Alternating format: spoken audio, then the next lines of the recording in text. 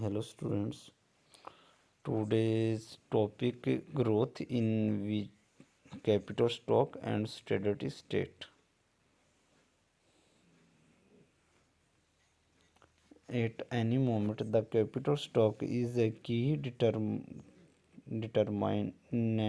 of the economy output. By the capital stock can change over time, and those changes can, in particular, two forces influences the capital stock: investment and depreciation. One is investment and other is depreciation. Investment is expenditure on new plant and equipment and it causes the capital stock to rises.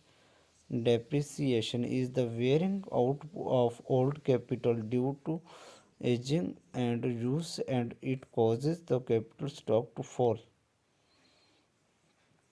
We have these two equations in previous videos. First equation, production function, which state that output per worker is a function of capital per worker, and second equation is state that investment is equal to saving.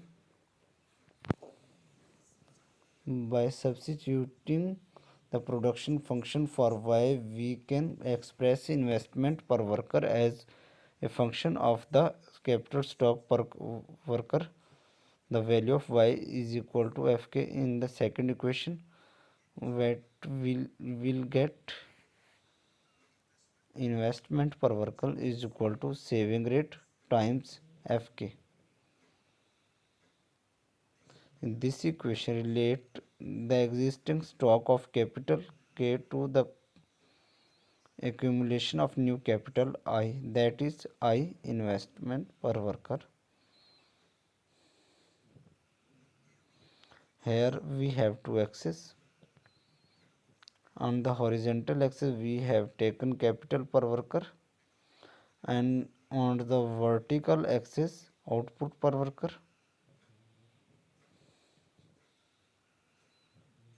This is our production function represented fk, represented by fk, and this is the investment function. Now for any value capital per worker, suppose this one, at this value of capital per worker the amount of output will be determined by this production function. So let's see how.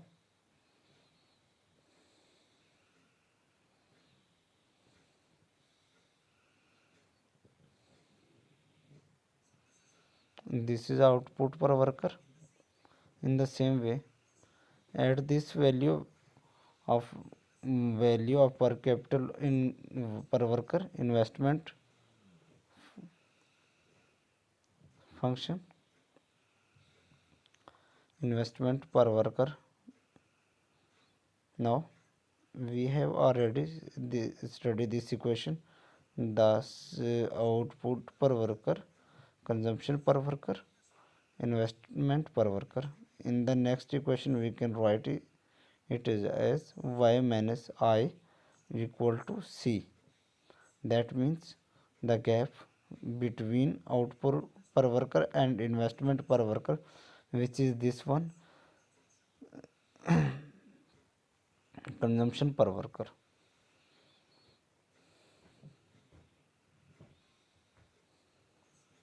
This figure shows for any value of capital per worker the amount of output will be determined the production from allocation of the output, the assumption in output and investment by this saving rate.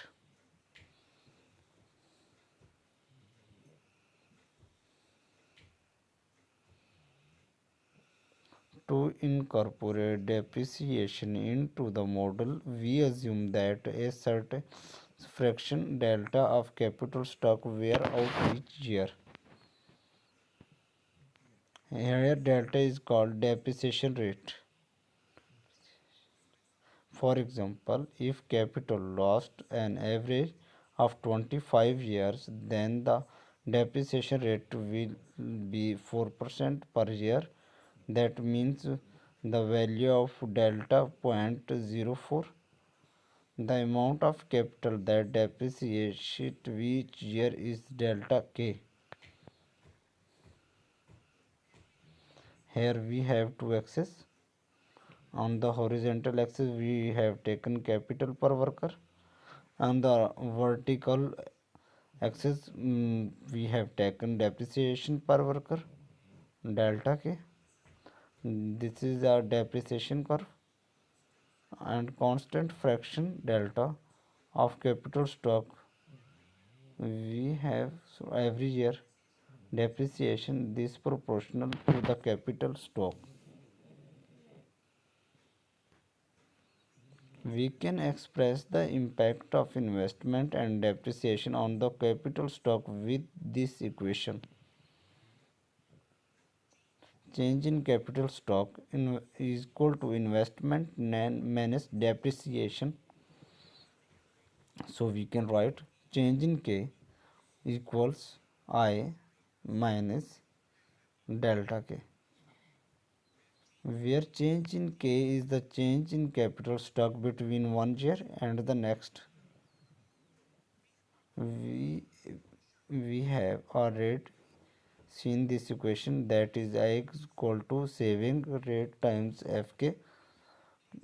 So we can replace I with this one, right? We have two axes. On the horizontal axis we have taken capital per worker, and the vertical axis investment and depreciation. This is the investment function. This is the depreciation curve. Now observe intersection their point. This one, that is this one. At this intersection point investment equals to depreciation and the capital stock. At this level we will term that case direct. So we can write I star is equal to investment delta K star, that is depreciation. Investment is equal to depreciation. There is a single capital stock K star at which the amount of investment equal the amount of depreciation. If the economy finds itself at this level of the capital stock will not change because two forces acting on it, investment and depreciation, just balance. That is K star, change in K is equal to 0. So the capital stock K and output F into K are steady over time rather than growing or shrinking. Therefore, K star is called steady state level of capital. So their intersection point will be down as steady state, and K star and steady state level of the steady state is significant for two reasons.